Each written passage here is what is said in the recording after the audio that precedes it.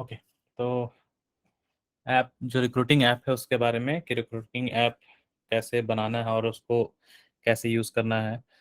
तो मेनली क्या हम बोल रहे थे कि जब भी हम लोग अपने डे टू डे लाइफ में मोबाइल यूज़ करते हैं, बहुत सारा डिवाइस यूज़ करते हैं, तो ऐप को हम लोग कैसे देखते हैं। तो जो ऐप सेल्सफोर्स में होता है और जो ऐप मोबाइल में होता है वैसा कुछ खास डिफरेंस नहीं है। मेनली जब भी कोई ऐप ओपन करते हैं, अगर हम मोबाइल में फ्लिपकार्ट की बात करें, फ्लिपकार्ट ओपन किए, तो सबसे पहला चीज़ हमको क्या दिखता है? एक स्क्रीन, ठीक है? उस स्क्रीन में बहुत सारे ऑप्शंस होते हैं, प्रोडक्ट कैटेगरीज़ होता है, मेन्यू होता है, ठीक है? मेन्यूज़ में आप जैसे ही और कैटेगराइज़ेशन वाइज़ जाएँगे, जैसे कि मेंस सेक्शन में गए, वहाँ पे क्लॉथ सेक्शन में गए, वहाँ पे टी-शर्ट सेक्शन में गए। तो जैसे-जैसे सेक्शन में जाते-जाते वैसा-वैसा आपका जो फ़िल्टर है, जो आपका क्राइटेरिया है, उसके अकॉर्डिंग डेटा आपको दिखाने लगता है। तो लास्टली जब टी-शर्ट सेक्शन में गए, वहाँ पे आपको बहुत सारे टी-शर्ट्स दिखाएँगे। आपने कोई टी-शर्ट पसंद किया, उसको ऐड टू कार्ट किया। ऐड टू कार्ट किया, फिर कार्ट पेज पे मूव किए, कार्ट पेज में जाके उसको वहाँ से ऑर्डर प्लेस किए। तो ये एक जर्नी हुआ, इस तरह से आपको पता है कि क्या करना है। तो हर ऐप का एक जर्नी होता है, हर ऐप का अपना एक मीनिंग होता है जिसके थ्रू वो आप उस जो जिस जिस काम के लिए वो ऐप बना होता है वो उससे हम परफ़ॉर्म करते हैं। अगर हम सोशल मीडिया में जाएँ तो फ़ेसबुक एक ऐप है उसमें फ़ेसबुक एक ऐप है उसमें हम लोग ओपन करते हैं तो उसमें भी एक तो हर ऐप का एक स्क्रीन होता है। स्क्रीन का डिज़ाइन टोटली डिपेंड करता है किस ऐप पे आप हैं। अगर वो ई-कॉमर्स का है तो उसके अकॉर्डिंग दिखाएगा, अगर वो सोशल मीडिया है तो उसके अकॉर्डिंग दिखाएगा। तो अगर फ़ेसबुक में ओपन करते हैं तो again there will be an screen there will be a screen so उस स्क्रीन में होगा आपका होम जो जहाँ पे पोस्ट डालते हैं, फिर चैट्स का ऑप्शन आता है, फिर पोस्ट करने का आता है, पिक्चर्स का, फ़ोटोज़ का, प्रोफ़ाइल्स का। तो बेसिकली कहने का मतलब ये है कि आप ऐप जो डिज़ाइन करते हैं लोग वो जो ज़रूरत जिस हिसाब से होता है एंड यूज़र को उसी हिसाब से डेवलप करता है। तो अगर हम रिक्रूटमेंट ऐप की बात कर रहे हैं जो हम लोग पढ़ रहे थे डेटा सिक्योरिटी में रिक्रूटमेंट ऐप। तो रिक्रूटमेंट ऐप नाम से ही पता चल रहा है कि एक ऐसा ऐप जिसमें रिक्रूटमेंट से रिलेटेड सारा इन्फॉर्मेशन हो, ठीक है? तो रिक्रूटमेंट ऐप में जाने से पहले हम सेल्सफोर्स में ही दिखा देते हैं। सेल्सफोर्स में जो ऐप्स होते हैं वो भी कोई डिफरेंट नहीं होता, वो भी सिमिलर ही होता है, ठीक है? चूँकि सोशल मीडिया का ऐप है उसमें आप ऑर्डरिंग नहीं कर रहे हैं, उसमें आप पोस्ट कर रहे हैं, लाइक कर रहे हैं, कमेंट कर रहे हैं क्योंकि वो उसके लिए डिज़ाइन्ड है। फ्लिपकार्ट है तो उसमें आप ऑर्डर कर रहे हैं, कार्ट पेज पे जा रहे हैं, पेमेंट कर रहे हैं क्योंकि उसके लिए डिज़ाइन्ड है। उसी तरह से आप सेल्सफोर्स में जब कोई ऐप डिज़ाइन करते हैं, जब कोई ऐप डेवलप करते हैं तो according to the end user, according to the client आप उसको डेवलप करते हैं, ठीक है? तो अगर हम सेल्सफोर्स में किसी ऐप की बात करें, तो सबको ये पता होना चाहिए कि जो भी ऐप्स होते हैं, वो सारे ऐप आप यहाँ से ऐप लॉन्चर से उसको लॉन्च कर सकते हैं। तो जब ऐप लॉन्चर में आप जाते हैं, तो आप देखेंगे बहुत सारा ऐप ऑलरेडी बाय डिफ़ॉल्ट बना हुआ है आज के डेट में। जो प्लेग्राउंड में आप जाएँगे, उसमें ये सारे ऐप बने हुए हैं, services, marketing, community, site dot com, Salesforce Chatter, content, sales, ये सारा ऐप बना हुआ है। और हर ऐप जैसा कि हम लोग पढ़े थे कि हर ऐप के पीछे it's combination of components right कि अगर हम फेसबुक की ऐप की बात करें तो पीछे में उसका बहुत सारा कोडिंग वगैरह लैंग्वेजेस को मिला के कोडिंग हुआ होगा पेज के लिए लॉजिक के लिए वैलिडेशन के लिए हर चीज़ के लिए लॉजिक हर चीज़ के लिए लैंग्वेज यूज़ करके उसको डेवलप किया गया होगा उसी तरह से जब सेल्सफोर्स में ऐप की बात करें तो सेल्सफोर्स एक ऐप बनाने के पीछे ही बहुत सारे कंपोनेंट्स होते हैं apex visual force lightning validation rules, page layouts, तो ये सभी चीज़ों को मिला के ऐप ऐप बनता है। तो जब ऐप बन जाता है तो दैट इज़ अ पैकेज, है ना? वो एक कॉम्बिनेशन ऑफ दोज़ कंटेंट्स को मिला के हमारा ऐप बनता है। तो अगर हम यहाँ पे ऐप लॉन्चर में जाके ऐप करते हैं तो ये सारा जो देख रहे हैं सारा ऐप है, ठीक है? उसी तरह अगर हम किसी एक एग्ज़ाम्पल ऐप में आते हैं ड्रीम हाउस।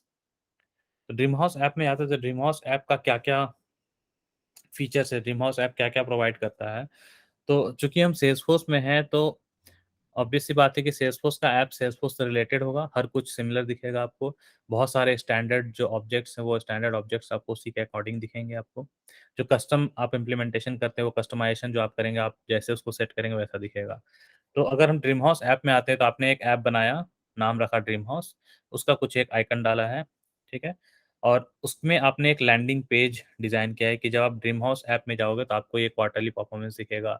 आज का जो इवेंट है वो दिखेगा, टास्क जो है वो दिखेगा, की डील्स जो है वो दिखेगा, रिसेंट रिकॉर्ड्स जो आपने टच किया, ओपन किया वो दिखेगा यहाँ पे, ठीक है? उस तरह से कोई असिस्टेंट है तो वो दिखेगा। तो ये आपने एक लैंडिंग पेज डिज़ाइन किया है, ये आपको आगे चल के हम लोग पढ़ेंगे कि ये पेज कैसे डिज़ाइन करते हैं, अगर हम लोग ऑलरेडी ये मॉड्यूल कवर नहीं किए हैं तो। ठीक है। फिर आपको एक नेविगेशन बार दिखेगा, इसको बोलते हैं नेविगेशन बार। इस नेविगेशन बार में आप इसके भी हर एक जो ऑब्जेक्ट्स यहाँ पे आप डाले हुए हैं, ये भी आप कॉन्फ़िगर कर सकते हैं। नेविगेशन बार में क्या-क्या डालना है।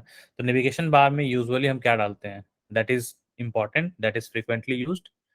हम ऐसा चीज़ नहीं डालेंगे जो हम फ्रीक्वेंटली यूज़ नहीं करते। अब आप फ़ेसबुक ओपन करते हैं, फ़ेसबुक में डायरेक्ट आपका लैंडिंग पेज चैट नहीं होता है ना, क्योंकि चैट हमारा नहीं है। ट्विटर खोलते हैं, ट्विटर में भी डायरेक्टली लैंडिंग पेज चैट नहीं होता है।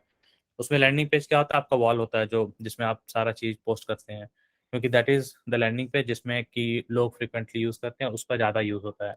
उसी वजह से जब नेविगेशन बार हम कॉन्फ़िगर करते हैं, तो उसमें हम मेक श्योर करते हैं कि वो सारा चीज़ सीक्वेंसली डालें जिसका सबसे ज़्यादा यूज़ है, जो सबसे इम्पोर्टेंट है। So as per this Dreamhouse app, the most important thing is properties. Properties है then brokers, contacts, property explorer, command center. So ये जितना भी सारी चीज़ देख रहे हैं, ये सारा आपका अभी यहाँ पे कॉन्फ़िगर किया हुआ है। This is mixed of standard and custom objects. तो प्रॉपर्टी, ब्रोकर का कस्टम ऑब्जेक्ट हो गया, कॉन्टैक्ट स्टैंडर्ड ऑब्जेक्ट हो गया। तो जैसा यूज़ है आपका उस टाइप से। अब हो सकता है इसमें बहुत सारा और ऑब्जेक्ट्स हो, बहुत सारा और डिफरेंट पेजेस हो, टैब्स हो, जो कि इसमें कॉन्फ़िगर्ड है जिसका कि यूज़ नहीं है, तो वो नॉट यूज़ जिसको कि जो एडिशनल है बेसिकली, तो उसको आप मोर में जाकर देख सकते हो। जो आप एडिशनल टैब क्रिएट किए हैं जो इसमें फिट नहीं आया, उसको आप मोर में देख सकते हैं। ठीक है? और इसके अलावा भी अगर कोई ऑब्जेक्ट एक्सेस चाहिए जो आपको यहाँ पे नहीं दिख रहा है, देन जो यहाँ पे कंप्लीटली नेविगेशन बार में आप नहीं डाले हैं, उसको आप यहाँ पे भी देख सकते हैं। ऐप लॉन्चर में जाके व्यू ऑल करेंगे तो ऑब्जेक्ट्स रिलेटेड दिख जाएगा। ठीक है? तो ये हुआ डिज़ाइनिंग पार्ट जिसमें आप पूरा डिज़ाइन करते हैं कि आपको कैसे दिखाना है, कैसे नेविगेट करना है। This is one of the part of the app. अब ऑब्जेक्ट्स का लिंकेजेस कैसे होता है, ऑब्जेक्ट कैसे एक-दूसरे से लिंक करते हैं, that is again depending on the requirement. अगर हम बात करेंगे रिक्रूटमेंट का, वापस से आते हैं इस वाले में। इसी में हम लोग देखे थे ना रिक्रूटमेंट। आई थिंक अ, इसमें से किसी एक में था वो पूरा टेबल। एग्ज़ैक्टली याद नहीं किसमें है।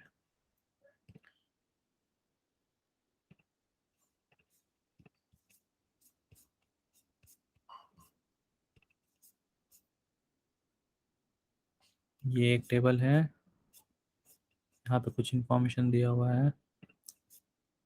देन ये एक इन्फॉर्मेशन यहाँ दिया हुआ है रोल्स के रिलेटेड।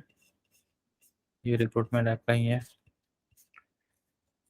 ये हम स्टार्टिंग में जब आप लोगों को पढ़ा रहे तो हम आपको बोले थे कि बिट्स एंड पीसेस में पूरे और इस पूरे यूनिट में दिया हुआ है। आपको उसी में से पिक करना है कि कौन-सा यूज़ में आना है बेसिकली।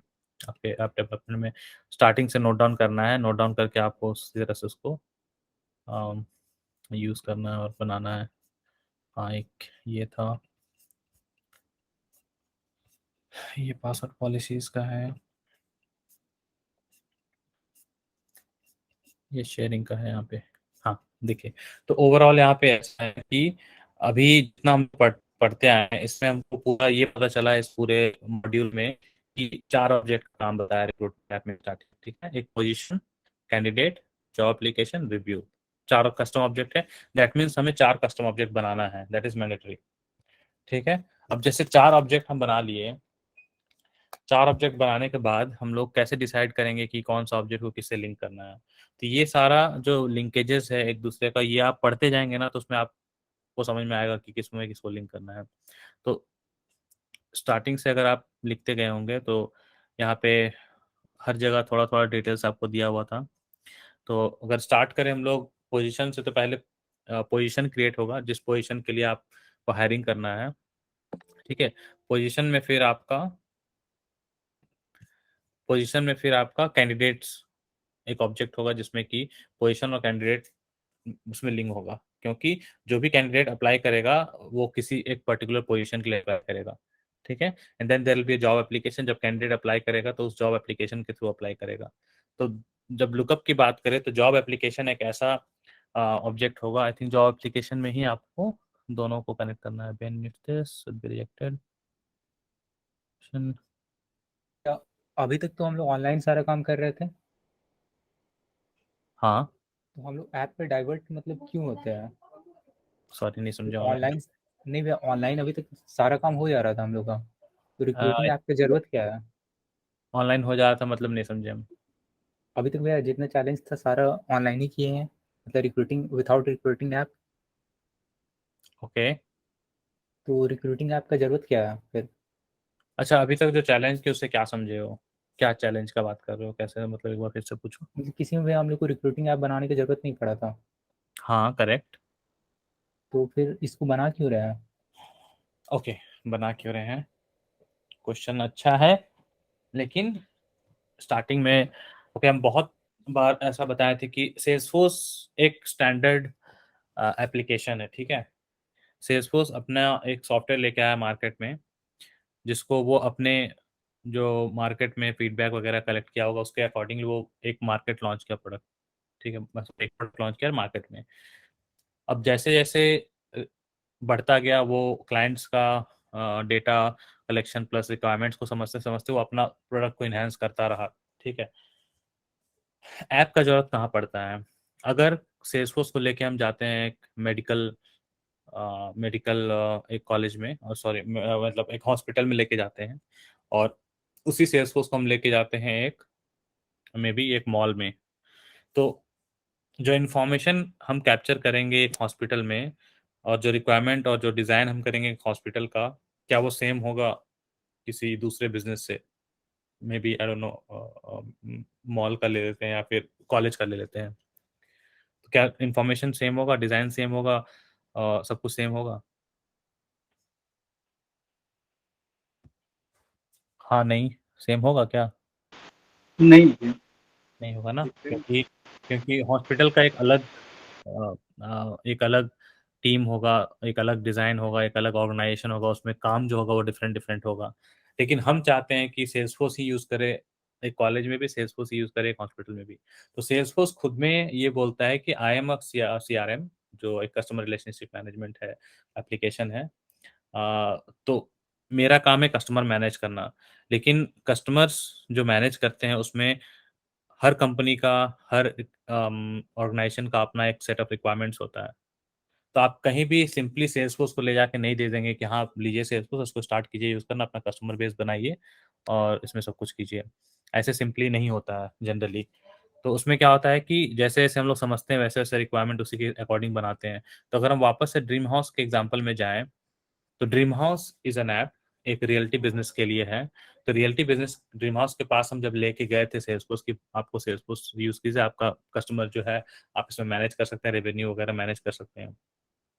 तो ड्रीम हाउस बोला कि आप आउट ऑफ द बॉक्स क्या दे सकते हैं जो स्टैंडर्ड होता है?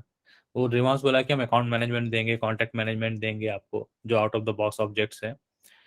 तो ड्रीम हाउस बोला कि मुझे प्रॉपर्टी मैनेजमेंट चाहिए, मुझे ब्रोकर मैनेजमेंट चाहिए, मुझे अपना प्रॉपर्टी का एक्सप्लोरर चाहिए।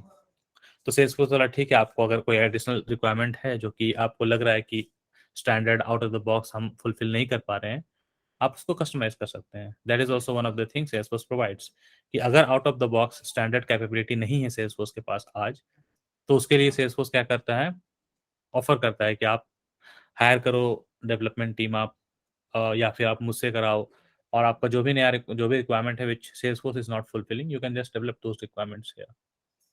तो आउट ऑफ द बॉक्स की अगर बात करें तो सर्विसेज का देगा, मार्केटिंग का देगा, जो आप नॉर्मली देखेंगे जब सेल्स का देगा, तो ये सारा सेल्स फोर्स खुद से डिजाइन किया हुआ है, खुद से उसको लगता है ये सारा चीज ऐसा होना चाहिए। जब हो सकता है किसी कंपनी के लिए एग्जैक्टली ये मैच कर जा रहा हो, उसको कुछ एडिशनल ना डेवलप करना पड़े, लेकिन किसी किसी कंपनी को हो सकता है जरूरत पड़े। तो रिक्रूटमेंट ऐप क्यों कर रहे हैं जब हम लोग ऑलरेडी ऑनलाइन चैलेंजेस कर रहे हैं, ऑलरेडी सब कुछ कर रहे हैं? इसलिए क्योंकि अभी जो हम लोग ट्रेलर में पढ़ रहे हैं, जो भी चैलेंजेस कंप्लीट कर रहे हैं, इससे आप सिर्फ सेल्सफोर्स का स्टैंडर्ड सीख रहे हैं। और जैसा कि हम पहले ही बताए थे कि Salesforce is a very big thing, हम लोग उसका भी 1% भी नहीं सीखे हैं, ठीक है? तो अभी तो 99% से ज़्यादा कवर करना है हम लोग को। तो स्टार्टिंग में अभी ट्रेलहेड के थ्रू हम लोग सिर्फ सेल्सफोर्स समझ रहे हैं कि सेल्सफोर्स होता क्या है। स्लोली सेल्सफोर्स में क्या-क्या कर सकते हैं। उसी के बीच में रिक्रूटमेंट रिक्रूटमेंट ऐप इसलिए आया क्योंकि सेल्सफोर्स में जैसा कि हम बता रहे थे कस्टमाइजेशन भी होता है। आप किसी एक बिज़नेस को भी, बिज़नेस मॉडल को यहाँ उतार के उसको भी उसका डे टू डे एक्टिविटी और उसका रेवेन्यू और उसका बिज़नेस को कैप्चर करके उसको आप ऑटोमेट कर सकते हैं। जैसे ड्रीम हाउस के लिए रियल्टी है, ये बिज़नेस के लिए क्या हुआ है, उसी तरह से रिक्रूटमेंट ऐप जो एक कंपनी का एक एक one of the part of the business है, जिसका एरिया है, जिसको कि आप सिस्टम में चाहते हो ऑटोमेट करने के लिए। तो वो इसीलिए वहाँ पे आया कि इससे आप प्रैक्टिस करो। तो आज के डे टू डे लाइफ में जो भी आप चैलेंजेस कर रहे हैं, जो भी रिलेट कर रहे हैं ना, ये आपको अभी अभी तक में यही सिखा रहा है कि आप सेल्सफोर्स में स्टैंडर्ड में क्या यूज़ कर सकते हैं। स्लोली हम लोग उसी में सीख रहे हैं कि कस्टमाइज़ेशन भी कैसे कर सकते हैं। इसीलिए रिक्रूटमेंट ऐप का ज़रूरत है कि फ्यूचर में आप कहीं भी किसी भी क्लाइंट के पास काम कर रहे हो, अगर उनका अपना सेट ऑफ रिक्वायरमेंट आया है कि नहीं, मुझे ये भी चाहिए जो सेल्सफोर्स में नहीं है, along with what you are giving me Salesforce, तो सेल्सफोर्स बोलता है कि आप इसको कस्टमाइज़ कर सकते हैं। ठीक है? एडिशनल जो भी उसको चाहिए वो हम एसोसिएट कर सकते हैं सेल्सफोर्स के साथ।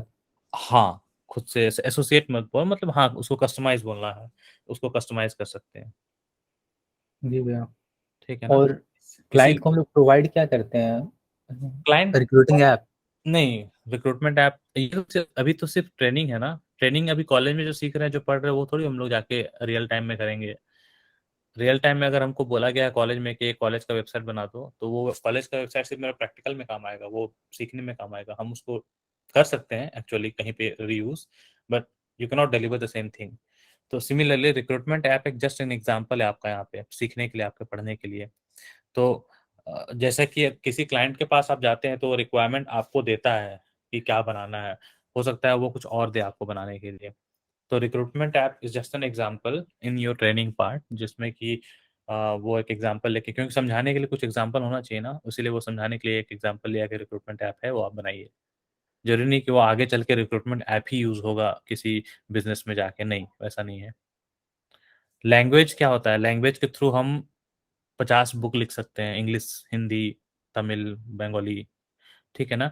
लेकिन आप बोलेंगे कि नहीं वही बुक को हम सबको देना है, नहीं, नहीं, हम सी++ का भी बुक लिख सकते हैं, जावा का भी लिख सकते हैं, तो इट्स जस्ट लैंग्वेज ना। तो उसी तरह से जब एक ऐप है वो आपको कुछ स्टैंडर्ड प्रोवाइड कर रहा है और उसके ऊपर आप जो बनाना चाहे वो बना सकते हैं, कस्टमाइज़ेशन करके।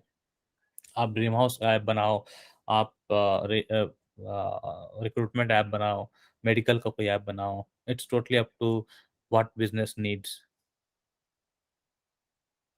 ठीक और है भैया ना? 2 ऐप को कस्टमाइज़ करके एक ऐप में बना सकते हैं। देखिए, करने का कुछ भी कर सकते हैं। 2 ऐप है, अगर आप चाह रहे हो दोनों ऐप को मर्ज करके एक जगह करना, क्यों नहीं कर सकते हैं? ऑब्वियसली कर सकते हैं। क्योंकि at the end of the day technically सब कुछ सेम है। लेकिन 2 एक्जिस्टिंग ऐप को आप जब मर्ज करेंगे तो the effort will be more कि हाँ, आपको सब मेक श्योर करना होगा, एक स्ट्रक्चर बनाना पड़ेगा, डेटा मॉडल बनाना पड़ेगा। उस डेटा मॉडल में आप बनाएँगे कौन किससे कनेक्टेड है, कैसा डेटा है, जो कि आप लोगों को यहाँ दिखाए थे हम ना, सेल्सफोर्स में भी दिखाए थे कि सेल्सफोर्स में आपका वो क्या नाम था ऑप्शन का, जिसमें वो पूरा स्ट्रक्चर दिखाता है डेटा का। अरे भूल गया मैं पूरा, क्या नाम था उसका? हम्म, ऑब्जेक्ट से रिलेटेड, हाँ, स्कीमा बिल्डर। स्कीमा बिल्डर भी वही है। स्कीमा बिल्डर में क्या दिखाता है? पूरा ऑब्जेक्ट जो भी आपका डेटा मॉडल काइंड ऑफ ये दिखाता है कि कौन कौन सा ऑब्जेक्ट है, किससे कनेक्टेड है, कैसे कनेक्टेड है, ये सारा रिलेशनशिप दिखाता है। तो जब आप 2 ऐप को मर्ज करेंगे तो आपको मेक श्योर करना होगा कि जो भी आप मर्ज कर रहे हैं उसका दोनों का जो डेटा है, टेबल्स है, वो एक दूसरे से कैसे रिलेटेड है। तो बहुत सारा चीज़ आपको उससे करना होगा। देखिए, देख रहे हैं ना? ये सारा जो लाइंस देख रहे हैं, सारा एसोसिएशन दिखाता है, कौन सा टेबल किससे कनेक्टेड है। तो merging is not a big problem, merging कर सकते हैं, but accordingly we you need to make sure कि हाँ, क्या-क्या कंपोनेंट मर्ज करना है, मर्ज करके क्या बनेगा, वो सारा चीज़ बहुत मतलब लेकिन टेक्निकली पॉसिबल है, फिज़िबल है। ठीक है? जी भैया। ओके। तो हम आए थे रिक्रूटमेंट ऐप पे, तो रिक्रूटमेंट ऐप जो आप लोग बनाए होंगे, आप लोगों का ऐप यहाँ पे दिखने लगा होगा ऑलरेडी, क्योंकि ऐप बनाना इज़ सिंपल, जो मेरे एक वीडियो में दिखाए थे हम। उसमें दिखाए थे कि ऐप कैसे बनता है। जब ऐप बन गया होगा, अब ऐप का नेविगेशन बार कैसे चेंज करना है? नेविगेशन बार यहाँ से भी चेंज कर सकते हैं पेंसिल से। कुछ भी ऐड करना है, रिमूव करना है, ये सब मॉडिफ़ाई कर सकते हैं आप, ठीक है? और जो ऑब्जेक्ट बनाएँगे तो ऑब्जेक्ट का रिलेशनशिप कैसे डिसाइड, देखो रोल्स के बारे में भी यहाँ दिया हुआ था, ऑब्जेक्ट का रिलेशनशिप कैसे डिसाइड करेंगे, वो आप जब ये सारा यूनिट एक बार और केयरफुली पढ़ेंगे, नोट्स लिखना स्टार्ट करेंगे ना, तो वहाँ पे आपको मेंशन्ड है कि कौन-सा ऑब्जेक्ट कैसे लिंक होगा। ये सिर्फ़ आपके प्रैक्टिस के लिए, इसमें गलत हो रहा है, सही हो रहा है, it doesn't matter. At the end of the day इसमें आपको सीखना है। इसमें एक और यूनिट था जिसमें कि एक ऑब्जेक्ट का सारा फ़ील्ड दिया हुआ था, जो कि हम बताए भी थे कि देखिए यहाँ पे सारा फ़ील्ड दिया हुआ है, इससे आप एग्ज़ाम्पल ले सकते हो, फ़ील्ड का सारा एक्सेस के लिए। आई थिंक ये है, हाँ। इसमें कौन-सा ऑब्जेक्ट का, नहीं, ये नहीं है। उसमें एक ऑब्जेक्ट था जिसमें सारा फील्ड दिया हुआ था, इसी में से किसी में था। तो यहाँ से आप रेफरेंस ले सकते हैं कि 4 ऑब्जेक्ट तो बन गया, अब 4 ऑब्जेक्ट में कौन कौन सा ऑब्जेक्ट कनेक्टेड होगा एक दूसरे से, ठीक है। दैट इज, एक मिनट, इसमें और प्रोफाइल कौन कौन सा बनाना है वो भी इसी में है। आई थिंक हम लोग जब पढ़े थे 2 प्रोफाइल बनाना था, बाकी परमिशन सेट बनाना था, एक स्टैंडर्ड प्रोफाइल यूज होगा, जितना हम रिकलेक्ट कर पा रहे हैं जो हम पढ़ाए थे उससे ओवरऑल। हाँ, यहाँ पे ये देखिए, तो 2 प्रोफाइल बनेगा, सब कुछ तो दिया हुआ है इसमें, हम समझ नहीं आ रहा प्रॉब्लम कहाँ हो रहा है, इसलिए बोल रहे सबको नोट डाउन कीजिएगा ना सीक्वेंसली, तो आपको प्रॉब्लम ही नहीं होगा। देखिए ये बता रहा है खुद, 2 प्रोफाइल बनाना है, 2 परमिशन सेट बनाना है, और स्टैंडर्ड वाले में असाइन करना है आपको, तो उससे हायरिंग मैनेजर और इंटरव्यूअर्स बन जाएंगे, ठीक है ना। तो ये आपको एग्जैक्टली बता रहा है क्या बनाना भी है प्रोफाइल्स और परमिशन सेट में, है ना। और इसमें एक जगह और ये भी बताया है कि ऑब्जेक्ट का रिलेशनशिप के बारे में, कि कौन सा रिलेशन ऑब्जेक्ट किससे रिलेटेड होगा, ये यहाँ पे देखिए बताया एक्सेस के बारे में, कि हर एम्प्लॉय को क्या क्या एक्सेस होना चाहिए एग्जैक्टली।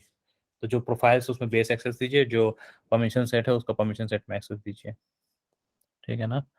देन यहाँ पे था he should not be able to change candidate listed on the job application, no the, हाँ देखिए यहाँ पे दिया हुआ है ना, जॉब एप्लीकेशन जो है, the person Ben should not be able to change the candidate listed on the job application nor the position to which candidate is applying.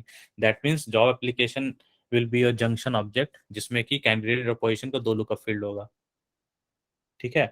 तो जॉब एप्लीकेशन, एक तो पोजीशन ऑब्जेक्ट बन गया, कैंडिडेट ऑब्जेक्ट बन गया, एक जॉब एप्लीकेशन ऑब्जेक्ट बना, तो जॉब एप्लीकेशन जो ऑब्जेक्ट बनेगा उसका कनेक्शन क्या होगा कि वो कनेक्टेड होगा, एक मिनट। सो बेसिकली हम यहाँ पे पावर पॉइंट आए थे ये समझाने के लिए कि गड़बड़ हो गया। ओके, सो यहाँ हम ये आए थे समझाने के लिए कि जब भी कोई सिनेरियो आता है, यूज केस आता है, कंपनी का कुछ भी ऐप बनाना होता है, तो उसके लिए हम लोग एक रफ डिज़ाइन बनाना स्टार्ट करते हैं, ठीक है। एंड उस रफ डिज़ाइन में हम लोग थिंक करते हैं कि कैसे कौन सा ऑब्जेक्ट किससे कनेक्टेड होगा। जब उस चीज़ को सोचते हैं तो यहाँ पे हम एग्जांपल ले रहे थे जॉब एप्लीकेशन का। तो ये सारा ऑब्जेक्ट बन चुका है मेरा, कुछ-कुछ एक्सेसेस प्रोवाइड है यहाँ पे, ठीक है। और अच्छा ठीक है, बीच में कहीं भी डिस्कनेक्ट होता है ना, एक मैसेज कर दीजिएगा ग्रुप में, कोई भी। जी तो भैया। जब ये सारा ऑब्जेक्ट बनाएँगे तो हम बताए थे कि सीक्वेंसली सबको नोट डाउन कर लेना है, ये डेटा सिक्योरिटी में से जो भी एक ऑप्शन जहाँ पे भी आ रहा है, लाइक यहाँ पे बता रहे हैं कि हाँ ऑब्जेक्ट्स का एक्सेस क्या होना चाहिए, access level, right. And then एक जगह बताया था आपको रोल्स क्या क्या होना चाहिए उस कंपनी रिक्रूटिंग में, तो यहाँ से रोल्स आप कॉपी कर सकते हैं कि रोल्स का क्या क्या होना है। देन आप यहाँ पे एक और जगह बताया था कि क्या क्या प्रोफाइल होना है, ठीक है। ये बात आप लोग सुने थे प्रोफाइल वाला जो बता रहे थे, ठीक है। तो 2 प्रोफाइल बनाना है, 2 परमिशन सेट बनाना है, ये ऑलरेडी यहाँ मेंशन्ड है। इवन दो हम लोग पढ़ते आए हैं पूरा 4 ग्रुप्स ऑफ यूजर्स के लिए, रिक्रूटर्स होगा, हायरिंग मैनेजर होगा, इंटरव्यूअर्स होगा, स्टैंडर्ड एम्प्लॉइज होगा। लेकिन यहाँ पे समरी में दिया हुआ है कि आपको सबका प्रोफाइल नहीं बनाना है, आपको सिर्फ 2 ही प्रोफाइल बनाना है, recruiters and standard employees. Then आपको 2 परमिशन सेट बनाना है, hiring manager and interviewers. And then आपको असाइन करना है स्टैंडर्ड एम्प्लॉय प्रोफाइल में हायरिंग मैनेजर इंटरव्यूअर्स, जैसे जैसे आपको रिक्वायरमेंट आएगा वैसे वैसे। तो इवेंचुअली जब आप रिक्रूटमेंट ऐप बना रहे हैं तो उसमें आपको ये सेटअप करना है प्रोफाइल लेवल पे, ठीक है, ये सेटअप करना है रोल्स के लिए, ठीक है। एंड देन जहाँ तक बात आता है ऑब्जेक्ट का और उसका एक्सेस का, तो ऑब्जेक्ट और उसका एक्सेस फिर आप लोग खुद से भी इसमें सोच सकते हैं, क्योंकि इसमें कुछ गलत और सही नहीं होगा। ये जो ऐप बनेगा ये फुल ऑन आपके प्रैक्टिस के लिए है। तो इसमें जैसा ही बनेगा वो that will be right. You just need to follow this. उसके बाद हम लोग जब उसको देखेंगे ना तब हम आपको आइडिया देंगे क्या बन रहा है, क्या नहीं बन रहा है, कैसे बन रहा है, क्या गलत हो रहा है। क्योंकि ये एक एक्सरसाइज़ नहीं है, ये कोई यूज़ केस नहीं है, कोई हैंड्स ऑन नहीं प्रैक्टिस नहीं है कि हम बता रहे हैं कि आप गलत किए हैं। तो इसको जस्ट फॉलो करते जाना है। जैसे चारों ऑब्जेक्ट बनाए तो उसमें क्या-क्या हर प्रोफाइल के लिए होना है। तो अगर जो बेस प्रोफाइल है उसमें बेस प्रोफाइल में एक्सेस दिए, जो परमिशन सेट है उसका परमिशन सेट में एक्सेस दिए। ठीक है? तो इससे आपका बन गया। दूसरा चीज़ हम बता रहे थे जो कॉल डिस्कनेक्ट हो गया उसमें ये बता रहे थे कि कैसे आपको पता चलेगा कि कौन-सा ऑब्जेक्ट को किस ऑब्जेक्ट से कनेक्ट करना है, राइट? तो इसके लिए आप जब पढ़ेंगे पार्टिकुलरली ऑब्जेक्ट्स के बारे में, तो वो खुद से बोल रहा है क्या करना है। पोज़ीशन क्या है? पोज़ीशन इज़ अ पोज़ीशन आप जब अपने कंपनी में किसी को हायर करते हैं तो आपको पता होता है क्यों हायर कर रहे हैं। अगर आप छोटा-सा दुकान भी खोले हुए हैं और आपको अपना काउंटर के लिए एक लड़का चाहिए, तो आप क्या बोलेंगे कि मुझे एक कंप्यूटर ऑपरेटर चाहिए काउंटर पे या मुझे एक कैशियर चाहिए। तो एक कंप्यूटर ऑपरेटर कैशियर का आप पोज़ीशन बना सकते हैं, है ना? कि एक कैशियर का पोज़ीशन बना तो कैशियर के पोज़ीशन के लिए आपको क्या-क्या डालना होगा। कैशियर चाहिए, 1 ईयर का एक्सपीरियंस चाहिए, एजुकेशनल बैकग्राउंड चाहिए, जो भी है ना? तो उसी तरह से कैंडिडेट भी क्या होता है जो अप्लाई कर रहा है, उसके लिए होता है। अब यहाँ पे जब देखेंगे आप जॉब एप्लीकेशन तो यहाँ पे जब आप पढ़ रहे होंगे ना उसी में देखिए कुछ-कुछ चीज़ होगा जो आपको समझ में आएगा एज़ अ फ़ील्ड कि social security number that means जब कैंडिडेट ऑब्जेक्ट बनाएँगे मुझे वहाँ एक फ़ील्ड बनाना होगा that will be a candidate social security number, ठीक है ना?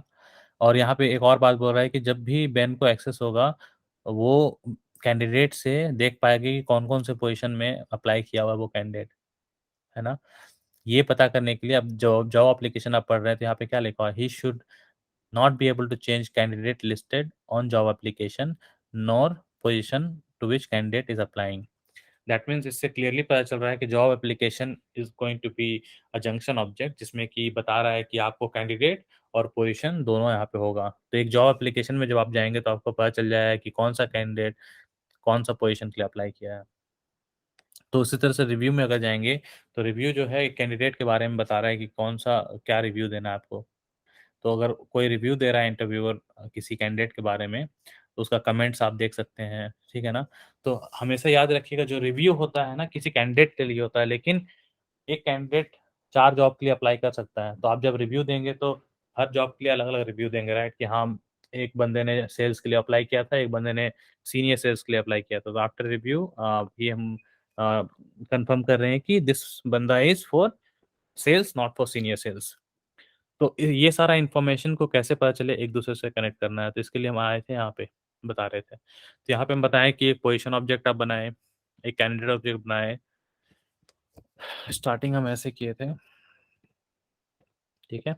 कि आप ये 4 ऑब्जेक्ट बना लिए, position, candidate, job application, review, Salesforce में। जब आप ये चारों ऑब्जेक्ट बना लिए, ऑब्जेक्ट बनाने के बाद आप डिसाइड किए कि अकॉर्डिंग टू द एक्सरसाइज बताया कि जॉब एप्लीकेशन में जब हम जाएँ तो हमको पता चले कि कौन से पोज़ीशन के लिए कौन से कैंडिडेट ने अप्लाई किया है। There will be 2 lookups in the job application. Lookup 1 candidate, lookup 2 position. इससे क्या होगा ये जब 2 फ़ील्ड बनाएँगे कस्टम फ़ील्ड जॉब एप्लीकेशन पे तो इससे आप एसोसिएट कर पाएँगे कैंडिडेट और पोज़ीशन को, ठीक है? तो whenever the candidate is going to apply for a job application वहाँ से कैंडिडेट पोज़ीशन कौन से पोज़ीशन पे अप्लाई कर रहा है वहाँ से वो डायरेक्टली जॉब एप्लीकेशन पे क्लिक कर सकता है कि हाँ क्रिएट एंड देन सेलेक्ट कर सकता है किस पे अप्लाई किया हुआ है, ठीक है? आफ्टर दैट तो ये हो गया कनेक्शन आपका जॉब एप्लीकेशन से हो गया आपका पोजीशन से हो गया जॉब एप्लीकेशन का then another connection will be from candidate to job application, ठीक है? तो ये 2 कनेक्शन हो गया। अब जब रिव्यू का बात आता है तो जैसे बता रहे थे कि एक कैंडिडेट एक से ज़्यादा जॉब एप्लीकेशन में अप्लाई कर सकता है पोजीशंस में। तो अगर एक कैंडिडेट अप्लाई कर रहा है तो हमको रिव्यू जो देना है, जो कमेंट्स देना है that will be from to the job application, ठीक है? तो वो कैंडिडेट का रिव्यू होगा तो इसलिए यहाँ पे कनेक्शन आएगा ऐसे। तो यहाँ पे हम बता रहे थे कि जो लुकअप आप बना रहे हैं यहाँ पे जॉब एप्लीकेशन में that lookup will be normal lookup. But जब आप जॉब एप्लीकेशन और रिव्यू का लुकअप बना रहे हैं इसको आप मास्टर डिटेल बना सकते हैं। तो मास्टर डिटेल जैसा हम पढ़ाए थे it's a tightly coupled thing. अगर बैंक का अकाउंट एंड देन ट्रांज़ैक्शन है तो if I am deleting my bank account and information the transaction should also be deleted क्योंकि those are both are tied together. एक transaction बिना bank account का कोई मतलब नहीं रखता है, लेकिन एक बैंक अकाउंट ट्रांज़ैक्शन के बिना भी मतलब रखता है। सिमिलरली एक जॉब एप्लीकेशन बिना रिव्यू का मतलब रखता है, बट एक रिव्यू बिना जॉब एप्लीकेशन का मतलब नहीं रखता है। अगर सिंपली रिव्यू पड़ा हुआ है, पता ही नहीं किस जॉब एप्लीकेशन का रिव्यू है तो कोई मतलब नहीं है। तो ये दोनों आप एक-दूसरे से जो लुकअप बनाएँगे उसको आप मास्टर डिटेल बना सकते हैं। ये जब मास्टर डिटेल बनाएँगे तो ये जॉब एप्लीकेशन यहाँ पे होगा, तो इससे पता चलेगा जो भी रिव्यू डाल रहे हैं, जो भी कमेंट डाल रहे हैं that is directly tying to the job application. तो ये एक स्ट्रक्चर नॉर्मली आप खुद से थॉट प्रोसेस से खुद से समझ के बना सकते हैं। तो ये जब आप बना लेंगे कनेक्शन एंड लिंकेज जो आपका बन जाएगा, देन आप वापस से यहाँ पे सोच सकते हैं कैसे होगा। तो यहाँ पे आप सोचेंगे यहाँ पे आपका रिक्रूटमेंट ऐप का नाम आ गया, यहाँ पे उसका एक लोगो आ गया, होम आपका लैंडिंग पेज में आपको जो दिखाना है वो आ गया, ठीक है ना? कि हाँ, इतने सारे पोज़ीशंस ओपन हैं, इतने लोगों ने अप्लाई किया है, आज कितने लोगों ने अप्लाई किया है, वो सब मतलब अपने हिसाब से डिज़ाइन कर सकते हैं। देन यहाँ पे हो सकता है आपका पोजीशन ऑब्जेक्ट, तो पोजीशन जब आप नया पोजीशन डाल रहे हैं तो पोजीशन में जब ये पेज न्यू करेंगे तो क्या पोजीशन है, किस पोजीशन के लिए कर रहे हैं, senior sales manager, what will be the job description, for how many years of experience are you looking for, क्या क्या मैंडेटरी सर्टिफिकेशन है, कितना आप पैसा प्रपोज कर रहे हैं, तो फील्ड ऑटोमेटिक दिमाग में आएगा जब बन रहेंगे तो क्या क्या और इन्फॉर्मेशन आपको कैप्चर करना है as a job position. Google कर सकते हैं क्या क्या फील्ड चाहिए आपको, तो उतने सारे फील्ड्स आप बना लिए ताकि वो सारा इन्फॉर्मेशन आप कैप्चर कर पाए, आपका पोजीशन बन गया। Then when you come to the candidate के लिए जब बना रहे तो कैंडिडेट जब अप्लाई करेगा तो first name, last name, gender, qualification, experience, कौन सा स्ट्रीम से है, एजुकेशनल एजुकेशनल जो भी सर्टिफिकेशंस वगैरह है, एजुकेशनल क्वालिफिकेशंस, ये सारा फील्ड आपका हो गया कैंडिडेट के लिए। ये सारा फील्ड भरे तो भी रिकॉर्ड बन गया। Then it comes to your job application, when it job application सबसे पहले कैंडिडेट चूज होगा, फिर वो कौन से पोजीशन के लिए वो चूज होगा, तो लुकअप तो ऐसे ही हो गया आपका। फिर अगर उस जॉब एप्लीकेशन में आपको डालना है कि हाँ द कैंडिडेट इज सेटिस्फाइड, जो भी, ठीक है, तो उस तरह से आप फील्ड उसका डिसाइड कर सकते हैं। Then it comes to review, कौन से जॉब एप्लीकेशन के लिए आप रिव्यू डाल रहे हैं, तो उस तरह से आप हर ऑब्जेक्ट को डिजाइन कर सकते हैं। तो आपके रिक्रूटमेंट ऐप में सिर्फ 4 टैब होगा यहाँ पे, candidate, position, job application, review, बाकी कुछ नहीं होगा। तो ये जब आप नेविगेशन बार डिजाइन कर रहे होंगे यहाँ से, तो आप यहाँ से इस पेंसिल वेयर से आएंगे यहाँ पे, तो यहाँ पे से आप जो भी ऐड रिमूव करना है वो कर सकते हैं, ठीक है। तो इस तरह से आपका ये नेविगेशन बार भी सेटअप हो जाएगा जब आप ऐप बनाएंगे। तो that is how you think, that is how you design कोई भी चीज, है ना। तो इससे आपको वो ईजी हो जाता है, लिंकेजेस वगैरह। तो ट्राई कीजिए, देखिए, है ना।